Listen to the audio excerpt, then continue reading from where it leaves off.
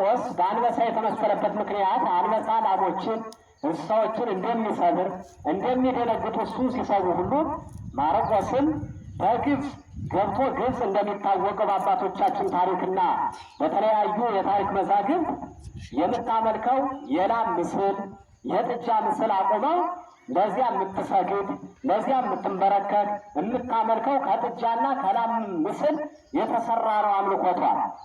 በዚያ ላይ ተስፋፍቶ ገኖ የነበረውን የላም አምልኮት፣ የጥጃ አምልኮት፣ ጥጃን እንደ አምላክ አድርጎ ማምለክን፣ ላምን እንደ አምላክ አድርጎ ማምለክን ቅዱስ ማርቆስ በግብፅ ገባና ይሄ ድምፁን አሄረ ስብከቱን እንዳሰማ ጊዜ አንበሳው ጩኸቱን እንዳሰማ ሁሉ እሱም የወንጌል ጩኸቱን ድምፁን ባሰማ ጊዜ ጣዖታቱ ሁሉ ተሰባበሩ። ጣዖታቱ ከያሉበት እየወደቁ ተሰባበሩ። ጣዖታቱ ጠፉ። ስለዚህ በአንበሳ ሊቃውንት የመሰሉት በአንበሳ የሰየሙት ከዚህ አንጻር ነው። አንበሳ እንስሳት እንደሚሰብር እሱም በጥጃ በላም የተሰራን ጣዖትን ስለሰባበረ ስላጠፋ እንደዚህ ብለው ገልጸውታል። እናም ቅዱስ ማርቆስ ቁጥሩ ከ72ቱ አርድእት ነው። ቅድም እንደገለጽሁላችሁ ፊት ከጌታ ተምሯል፣ በኋላ ደግሞ ከሐዋርያት። አንድ ቀን ቅዱስ ጴጥሮስን ተከትሎ ወደ ሮም ወረደ። አባቶቻችን ሐዋርያት ለስብከተ ወንጌል ሲጓዙ ሁለት ሁለት እየሆኑ ይሄዳሉ። ሁለት ከሐዋርያት አንድ ከ72ቱ አርድእት ደግሞ አንዳንድ እየጨመሩ ወይም ሁለት እየጨመሩ ይጓዛሉ። ለወንጌል ጉዞ ለወንጌል አገልግሎት ሲጓዙ ወፈነወሙ በበክልኤቱ ሁለት አድርጎ ላካቸው ይላል።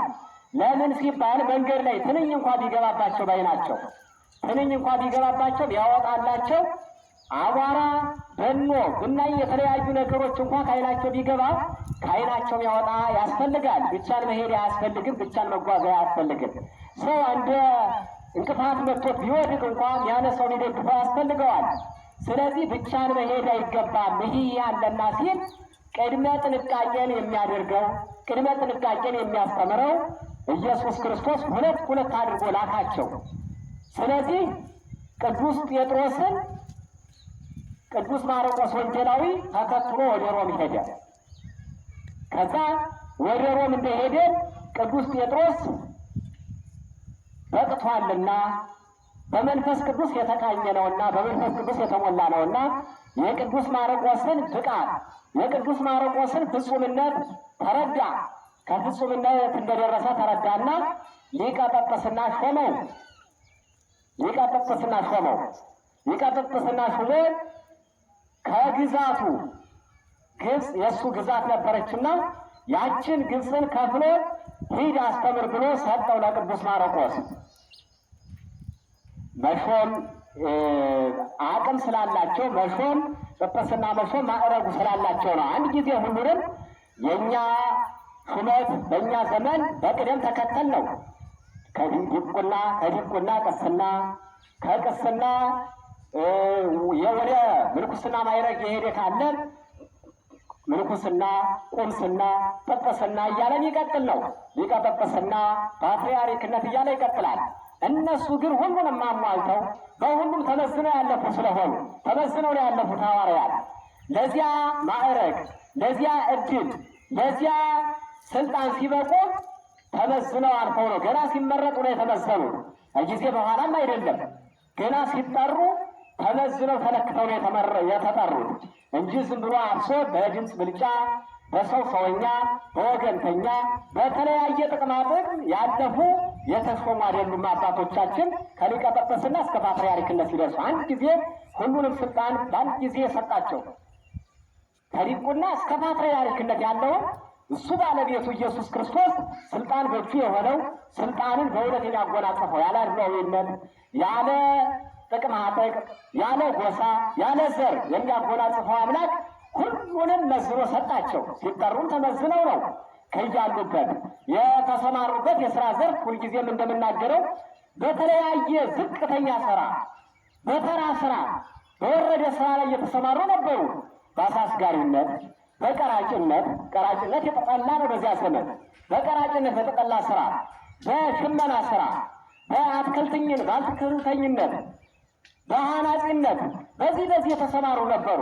ነገር ግን ትጋታቸውን ታታሪነታቸውን አየና እኒህ ታታሪዎች በዚህ በተሰማሩበት ስራ ዘርፍ በስራ መስካቸው ውጤታማ የሆኑ ትጉዎች የሆኑ ታታሪዎች የሆኑ እንቅልፍ የሌላቸው እኔም ለማሰማራቸው ለመሰጣቸው ስራ ትጉዎች ታታሪዎች ይሆናሉ አለና ተመዝነው ነው ያለፉት።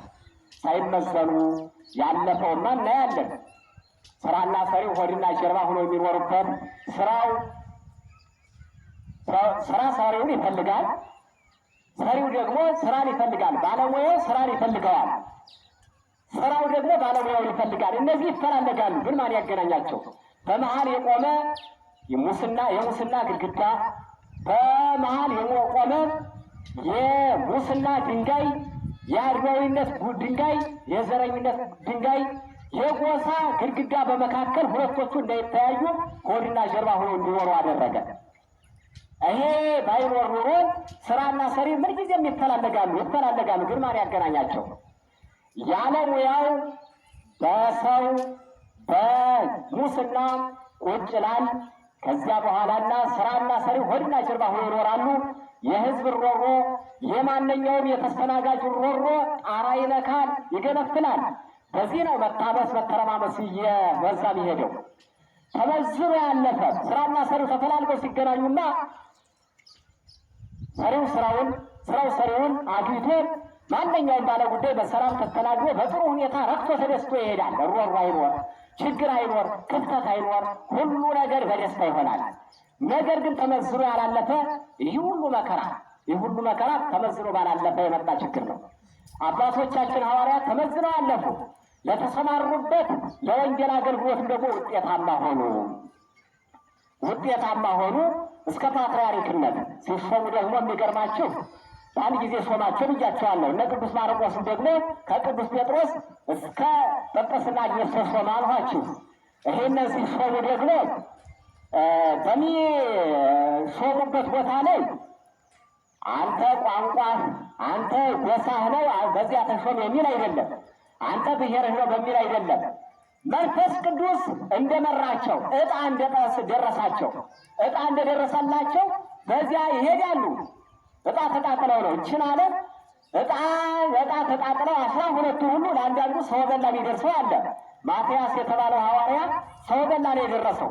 ሰው ቢበሉ ሳራ ብልተው ያለው ነገር ሁሉ የሰውነቱ ባህሪው ተቀይሮ ወደ እንስሳነት ሲቀየር ሳራ ብልተው ይመገቡታል። እንዲህ አይነት በላ የተሰብ የሚባሉ ሰው በላዎች አሉ። በዚያ ላይ የደረሰው ሌሎቹ ቁልቁል የሚሰቅል የደረሳቸው አሉ። ለቅዱስ ጴጥሮስ በመጋዝ የሚተረትር የደረሳቸው አሉ።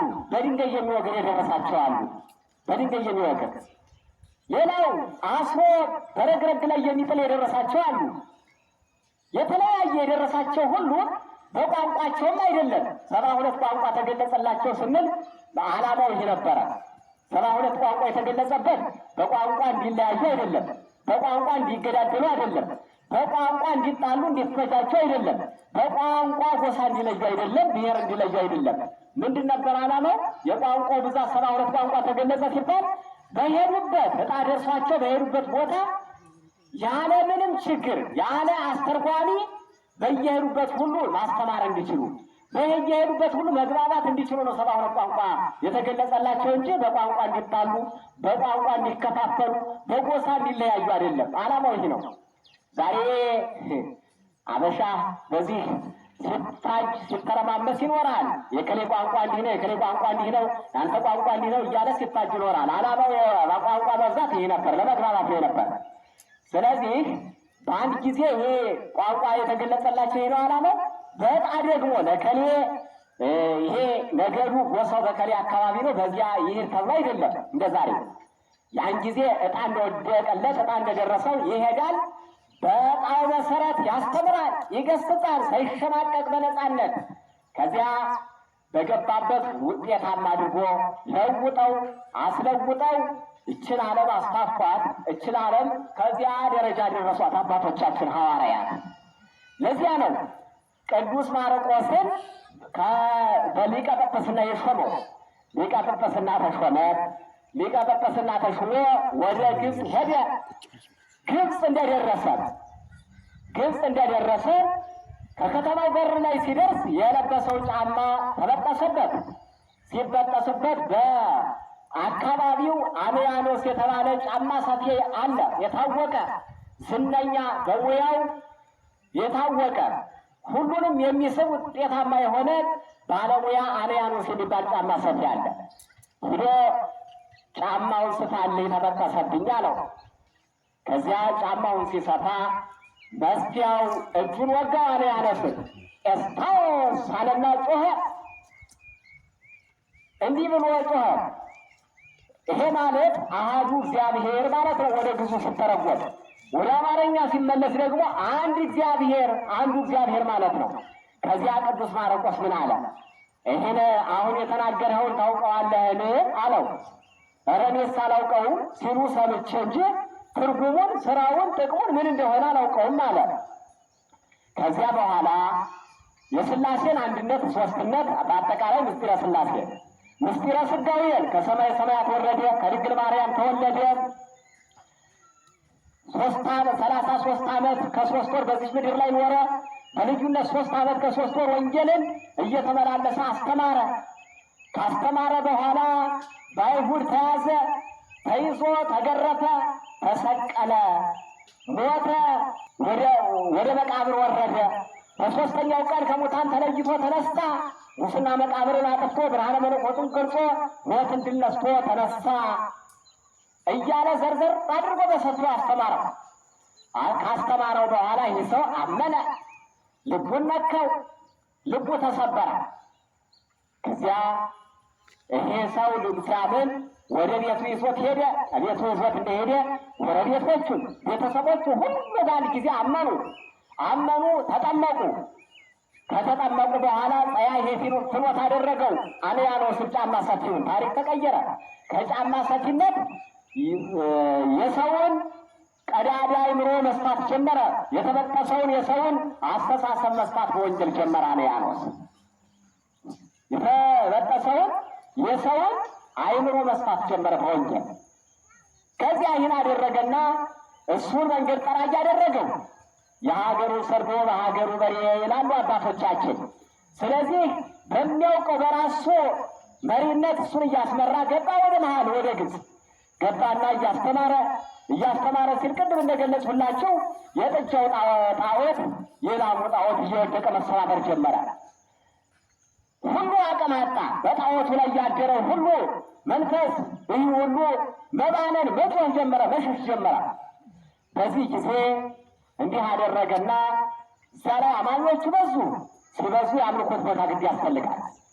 ደካማው፣ ሽማግሌው፣ የታመመው፣ የደከመው ሁሉ በቅርበት ሥጋ ወደሙን ማግኘት እንዲችል መቁረብ እንዲችል በቅርበት መንገድ ርቆት ታምር መስማት እንዳይቀርበት በቅርበት ታምር መስማት እንዲችል በቅርበት ወንጌል መስማት እንዲችል በቅርበት ቅዳሴ ማስቀደስ እንዲችል በቅርበት ጸበሉን እምነቱን ማግኘት እንዲችል በቅርበት መስቀሉን ማግኘት እንዲችል ቤተ ክርስቲያን በየቦታው የሆነው ይህ ነው ዓላማው፣ ሌላ አይደለም። በዚያም ትሁን ቤተ ክርስቲያን አንድ ናት። በብዙ ትቆጠራለች። ዓላማዋና ስራዋ ግን አንዲት ናት። አንዲት ቤተ ክርስቲያን ናት። ስለዚህ እዚያ ላይ የአምልኮት ቦታ ቤተ ክርስቲያን ያስፈልጋልና ጣዖታት ቁመውበት ነበር፣ ተፈራረሱ። የጣዖት ቦታው አብያተ ጣዖታቱ እኒያን አፈራርሰው አብያተ ክርስቲያናት ሰሩ። ቤተ ክርስቲያን ተሰራ።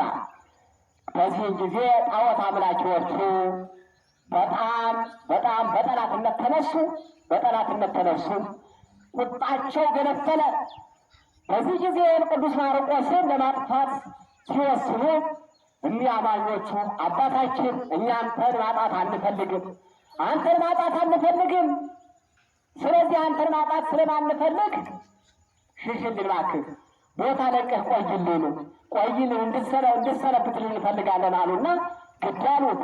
የእነሱን ፍላጎት ለማሟላት እሺ መንጋ ያለረኛ አይተውም፣ መንጋ ያለረኛ መቅረት የለበትም አለና አንያኖስ በደንብ ተመዋል፣ በሚገባ ብቁ ሆኗልና እሱንን ኤጲስቆጶስነት ሾመው። ልጆቹን ደግሞ ቅስና ዲቁና ሹሞ እሱ እግረ መንገዱ ብዙ ሀገሮችን እያስተማረ ወደ ቅዱስ ጴጥሮስ ለመጠየቅ የተለያዩበት ጊዜ ብዙ ነው እና ዋኖች ተዘከሩ መኳንንቲክሙ ዘነገሩክሙ ቃለ እግዚአብሔር ይላል ቅዱስ ጳውሎስ በዕብራውያን መልእክቱ ምዕራፍ 13 በቁጥር 4 ላይ የእግዚአብሔርን ቃል የነገሯችሁን ዋኖቻችሁን አስቡ አትርሱ ይላል። አትርሱ። ሰው ተምሮ መንፈሳዊም ሆነ መንፈሳዊ መምህሩን በዚህ አበቃኝ ድንጋዩን ቀጥቅጦ ዓይን ያወጣልኝ ብሎ መምህሩ ባደገ ጊዜ ሂዶ መጠየቅ የሚይዘውን ይዞ ደስታቸው ነው፣ እርካታቸው ነው የሚረኩበት። ያስተማሩ አባቶች በዚህ ነው የሚረኩበት።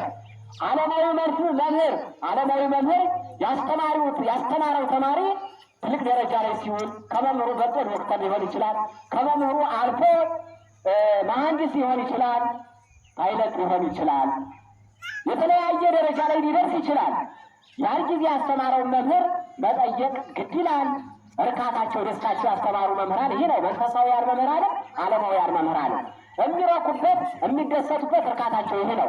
ሌላውማ እንግዲያ ምን አለው እና የተባረኩት የታደሉት መንፈሳዊያን ተማሪዎች መምህራቸውን ሂደው በስራ ላይ ሲሆኑ ሂደው ይጠይቃሉ። ሂደው መምህራቸውን ጋር ያለበት ልጅ ነስተው አመስግነው ያለውን ትዝታ ሁሉ አስታውሰው አውርተው ይመጣሉ። በዚህ ያስተማረ መምህር ደስ ይለዋል። የተማረውን አካል ደግሞ ዋጋውን በኋላ ልጁ ደግሞ የእጁን ያገኛል። መንፈሳዊ ዓለማውያን መምህራንም እንዲሁ ያስተማሩት ተማሪ በሕክምናው ቦታ ላይ በከፍተኛ ተቋማት ላይ ዶክተሮች ሆኖ ሲያገኙት ጋሼ ብሎ ሰላምታ ሲሰጣቸው በዚህ ይደሰታሉ። የኔ ተማሪ እኮ ነው፣ እኔ እኮ ያስተማሩት ነው፣ በዚህ ይረካሉ፣ ይደሰታሉ። ሌላው መሐንዲስ ሆኖ ሲያገኙት የኔ ተማሪ እኮ ነው ብሎ በዚህ ይደሰታሉ። ሌላው ፓይለት ሆኖ በተመሳሳይ ሁሉንም ሆኖ ሲያገኙ በዚህ ይረካሉ፣ በዚህ ይደሰታሉ። የአሁን ጊዜው ደግሞ እንዳለመታደል ሆኖ መምህሩን የሚደበድብ መምህሩን ከላይ የሚያይ መምህሩን ለጎሪጥ የሚመለከት መምህሩን ከላይ የሚልት ተማሪ ተፈጠረ። ያሳዝናል። ጊዜ የማይፈጥረው ጊዜ የማያመጣው የለም። ይሄ ነው የሚያሳዝነው ነገር። አለመታደል ሆኖ ዓለምን ቀውስ ውስጥ የገባችው በዚህ ነው። ከዚያ ስታዩት አመለካከቱ ሁሉ የወረደ የተማረና የበላ አይወድቅም ይላሉ አባቶቻችን። ተምሮ መገኘት ጥሩ ነው፣ ለሁሉም ጊዜ አለው። መቼም እንደ ሁሉ ነገር እንደተበላሸ አይቀርም፣ ሁሉ ነገር እንደተመሰቃቀለ አይቀርም። ጊዜ ላለው ሰው፣ እድሜ ላደለው ሰው ከሁሉም ነገር ይደርሳል። ያንን አይቶ መማር ትልቅ ዓላማ ነው። ለትምህርት ተነሳሽነት መኖር ትልቅ ዓላማ ነው።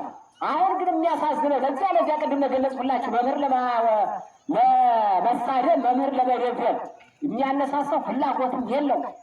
አይ እነ ከሬም ተምረው ስራ አልገቡ፣ እነ ከሬም ኢንጂነሪንጉን ምኑን ተምረው ዛሬ እነሱም ስራ ፍለጋ ላይ ነው ያሉት፣ እንደዚህ የቀን ስራ ነው የገቡት ሚል ትውልድ ተፈጠረ። የሚያሳዝነው ነገር ይሄና ምን ራዕይ አለው?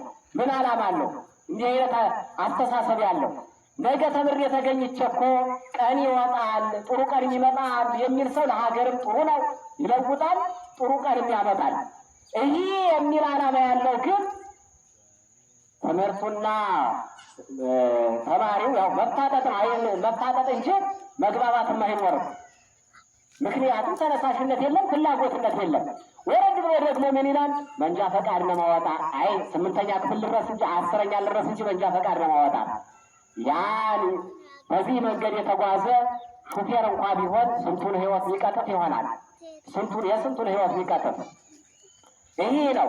ሌላም ደግሞ በምንም ደግሞ አጭበርብሮም አምታቶም ገዝቶም ደግሞ የገባው ደግሞ ሆነ ቦታ ላይ ሲቀመጥ ደግሞ እንቅፋት፣ ሰውን ቢያሳዝን የሰውን ጉዳይ የማይፈጽም ይሆናል እና ልመለስላችሁና የእግዚአብሔርን ቃል የነገሯችሁን ዋኖቻችሁን አስቡ ባለው መሰረት ያስተማረውን መምህር ቅዱስ ጴጥሮስን ሊጠይቅ ወደ ሮም ሄደ። ቅዱስ ማርቆስ ሮም ሄደና ከቅዱስ ጴጥሮስ ዘንድ ሰላምታ ተሰጣጠው ጠይቆ በሄደበት ውጤታማ እንደሆነ ያለውን ነግሮ በዚያው ሮም እንዳለ ይህን ወንጌል የማርቆስ ወንጌል የምንለው ሁለተኛውን ክፍል ወንጌል የማርቆስ ወንጌል የምንለውን ይህን መጽሐፍ ጀመረ። ይህንን ጌታችን ኢየሱስ ክርስቶስ ባረገ በ11ኛው ዓመት ቢባል ሲጀመር በ12ኛው ዓመት ከሆነ ሲፈጸም ወንጌሉን ጻፈው። ቀላውዲዮስ ቄሳር የሚባለው በዘመኑ የነበረው ሀገረ ገዥ ንጉሥ በነበረበት ቄሳሩ እሱ በነገሰ በ4ኛው ዓመት በሮማይስጥ ቋንቋ ይህንን ወንጌል መጻፍ ጀመረ። ይህንን ወንጌል ጻፈና አስቀመጠልን። ዛሬ እኛ የምንጠቀምበት ዛሬ እንዲህ የምንገለገልበት አይናችን ክርስቶስን የምናይበት አይናችን ነው። ይህ ወንጌል መጽሐፍ ቅዱስን አይን አድርገን የምናይበት የክርስቶስን ቃል የምንሰማበት ጆሮአችን ነው። ይህ ወንጌል ቅዱስ ማርቆስ የጻፈልን ጆሮአችን ነው፣ አይናችን ነው። እንግዲህ እኛማ የት ደርሰናል? ይህንን አይን አድርገን ነው የምናየው፣ ይህንን ጆሮ አድርገን ነው የምንሰማው። ይህንን ጻፈልን እላችኋለሁ በ60 ዓመተ ምህረት ይህንን ጻፈና ከጊዜ በኋላ በትንሣኤ በዓል አካባቢ ጠሩት። ያስተማራቸው የሾማቸው በግብፅ ውስጥ በእስክንድሪያ ውስጥ በዚያ የሾማቸው ጠሩት። ሲጠሩት ለበዓል ሄደ። ወቅቱ ሚያዝያ ነው። ሚያዝያ ወቅት ነውና ፋሲካን በዓል የትንሣኤን በዓል እና ክብር ብለው ጠሩት። ይሄድ ያስተማራቸው ትልቅ ማዕረግ ላይ ደርሰው በአስተሳሰባቸው በአመለካከታቸው አማኞቹ በዝተው አማኞቹ በሃይማኖታቸው ጸንተው በምግባራቸው ቀንተው በዝተው አገኛቸው። ደስ አለው ረካ። በዚህ አንድ ገበሬ የዘራው በቅሎ የተከለው ጸድቆ ሲያይ ደስ ይለዋል፣ ይረካል። ገበሬ የሚረካው የሚደሰተው ገና ቀድሞ በቡቃያ ነው የሚረካውና የሚደሰተው የሚጠግበው ገና ስታዩት ሰርቶት ይሄዳል። ቡቃየው በቅሎ ደስ የሚያሳይ ደረጃ ላይ ደርሶ ሲያይ የዛን ጊዜ ሆዱ ይሞላል፣ ይጠግባል፣ ይረካል። አዝመራውን እየጎበኘ ይረካል። ደግሞ ወርፍ በልቶት ወይም ደግሞ ትል በልቶት የሆነ ዝናብ አልመቸው ብሎ ሳይመቸው ጥሩ ያልሆነ አበቃቀል ካለው ግን ያን ጊዜ ይርበዋል፣ ገና ይርበዋል፣ ራብ ይጥልበታል። እና ገበሬ የሚረካው የሚጠግበው ገና በቡቃያው ነው። በቡቃያው ገና ይጠግባል። ቅዱስ ያሬድ ምን አለ በድርሰቱ ላይ ሶበይ ደምፀ እገሪሁ ለዝናብ ሶበይ ዘንም ዝናብ ይጸግቡ ረሁባን። የዝናብ ኮቴው ተሰማ፣ ዝናብ በዘነበ ጊዜ የተራቡ ይጠግባሉ። ደምፀ እገሪሁ ለዝናብ ሶበይ ዘንም ዝናብ ይትፌስሑ ነዳያን። የዝናብ ኮቴው ተሰማ፣ ዝናብ በዘነበ ጊዜ ያዘኑት የተቸገሩት ይደሰታሉ ይላል ቅዱስ ያሬድ በመዝሙሩ ላይ በደረሰው ድርሰት ላይ። ክረምቱ መጀመሪያ ላይ የሚገለገል የሚመሰገንበት የምስጋና መዝሙር ነው ይህ። እና እንዲህ ይላል፣ ገበሬ የሚጠግበው ገበሬ የሚደሰተው ገበሬ ከረሃቡ የሚጠግበው ገና በቡቃያው በዝናብ የሚጠግባል። ዝናብ ሲወርድ የሳይ ክረምቱ ቶሎ ገባለት ብሎ ይጠግባል። ዝናብ ሲዘገይ ወቅቱ ሲያልፍ ረሃብ ይለቅበታል። ጎተራው እህል እያለው ረሃብ ይለቅበታል። ለመጪው ነው የሚያስበው። በቡቃያው ደግሞ ቅድም እንደገለጽኩላችሁ ይጠግባል። እና ገበሬ ዘራው በቅሎ የተከለው ጸድቆ ሲያይ ደስ እንደሚለው ቅዱስ ማርቆስም ያስተማራቸው ያሳመናቸው በዝተው በሃይማኖታቸው ጸንተው በምግባራቸው ቀንተው ሲያይ ደስ አለው፣ ረካ፣ ተደሰተ፣ ሆዱ ሞላ። በዚህ ደስ ብሎት እያለ እኛ ያስተደዱት ቅድም እንደገለጽሁላችሁ ያስተደዱት ሰዎች በዚያ እንደመጣ በዓሉን አብሮ እንደዋለ ባለ ትንሣኤን ሰሙ። ሲሰሙ በጠላትነት ተነስተው መጡ። የማጥፊያ የመግደያ መሳሪያቸውን አዘጋጅተው መጡ። ሲመጡ እኒህ ያስተማራቸው ምዕመናን እኒህ እባክህን አባታችን እኒህ ክፎች አሁንም አላረፉም፣ አሁንም አልታገሱም። መጡ። እባክህ ልቀቅልን ቦታ ሂድልን እባክህ ሰንብትልን አሉት። ሲሉት አይ እንዲህ አለ፣ ወላዊ ሰሄር ይሜጡ ነፍሶ ቤዛ አባግሁ። መልካም እረኛ ነፍሱን ስለ በጎቹ አሳልፎ ይሰጣል ይላል በወንጌሉ በዮሐንስ ወንጌል በምዕራፍ 10 ላይ መምህራችን እረኛችን መልካም እረኛችን ኢየሱስ ክርስቶስ መልካም እረኛ ነፍሱን ስለ በጎቹ አሳልፎ ይሰጣል ይላል። ስለዚህ እዚህ በኋላ አልሄድም፣ አልሸሽም፣ የሚመጣውን ሁሉ ሞት እቀበላለሁ አለ ቅዱስ ማርቆስ አለና እንዳለ መጡና በዝተው መጡ። ክፉኛ አሰላለፍ ተሰልፈው መጡና 2 ከብቶች ቀንበር ጠምደው መጡ። ቀንበር ጭነው በ2 ከብቶች ላይ መጡና ቅዱስ ማርቆስን በገመድ አስረው እግሩን ከቀንበሩ ጋር አያያዙት። እንደ ሞፈር እየጎተቱ በ2 ከብቶች እያስጎተቱ አሰቃይተው እየጎተቱት በድንጋዩ በእንጨቱ ላይ ሲሄድ ስጋውን ሾሁ ድንጋዩ እንጨቱ እየበጣጠሰ እየቆራረጠ ሲያስቀረው ስጋ በል የሆኑ አይዋፍ ስጋ በል የሆኑ አሞራዎች ይህን እየተከተሉ ስጋውን መብላት ጀመሩ። እንዲህ አድርገው አሰቃይተው በስቃይ ሲያሰቃዩት ወደ እግዚአብሔር ጸለየ። እግዚአብሔር ጸሎትህን ልመናህን ሰምቻለሁ፣ ስቃይህን አይቻለሁ፣ ላሳርፍህ መጥቻለሁ። ክብርህን ማዕረግህን ከ12 ሐዋርያት ጋር አንድ አድርጌዋለሁኝ። በስምህ የተማጸነውን ቤተ ክርስቲያንን የሠራውን በቃል ኪዳን የተማጸነውን ሁሉ እስከ 7 ትውልድ ድረስ እምርልሃለሁ፣ ይህን ቃል ኪዳን ሰጥቼልሃለሁ አለና ቅድስት ነፍሱን ከክብር ሥጋው በክብር ለይቶ በመላእክት ምስጋና ነፍሱን አሳረጋት፣ ወደ ገነት አሳረጋት። ዛሬ ሚያዝያ 30 ቀን እረፍቱ የሚታሰብበት ለቅዱስ ማርቆስ ይህን ሁሉ ስቃይ ይህን ሁሉ መከራ አሳልፎ እረፍቱ የሚታሰብበት ቀን ነው።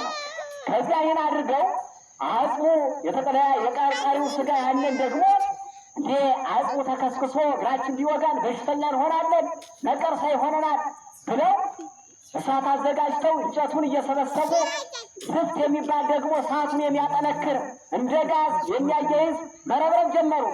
ይህንን ሲያርከፈክፉ ከሰማይ የዚህን ቅዱስ ስጋማ በእናንተ መቃጠል የለበትም፣ በእናንተ እሳት መቃጠል የለበትም አለና ዝናብ ጊዜውን ያልጠበቀ ዝናብ መብረቅ ነጎድጓድ ወረደ። በመብረቅ በነጎድጓድ ሲላቸው ደንግጠው አድራሻቸው ጠፋ፣ ሸሹ፣ እየተወደቁ እየተነሱ። በዚህ ጊዜ ያስተማራቸው ምዕመናን በክብር ወስደው ቀበሩት እና ቅዱስ ማርቆስ ዛሬ እረፍቱ የሚታሰብበት ነው። ዛሬ እረፍት ቀኑ ነው። በአባቶቻችን በቅዱሳን በሐዋርያት ሞት የሚለው አይጠራም፣ እረፍት ነው። ከዚያ በኋላ ሞት በኋላ ያለው እረፍት ስለሆነ የተድላ የነፍስ ተድላ ስለሆነ እረፍት የሚለው ነው እነሱ ይሰጥ። ሞት የሚባለው በኃጢአት ያለ ሞት የሚባለው ከኃጢአት ሳይላቀቅ ለሞተ ብቻ ነው። ለእነሱ ግን እረፍት የሚባለው የሚሰጥ እና ወንጌላዊ ቅዱስ ማርቆስ ይህንን ወንጌል ያስቀመጠልን ዓይናችን መስታወታችን ጆሮአችን የሆነው ያለውን ነገር ያለፈው የምናይበት የምንሰማበት ይህንን ያስቀመጠልን ሐዋርያ ዛሬ እረፍቱ ቀን የሚታሰብበት ነው። አምላካችን እግዚአብሔር ከሐዋርያው ከወንጌላዊ ቅዱስ ማርቆስ በረከት ያድለን። የሰማነውን በልቡናችን መዝገብ ይጻፍልን። በረድኤቱ በቸርነቱ በጠብቆቱ አይለየን። ወስብሐት ለእግዚአብሔር።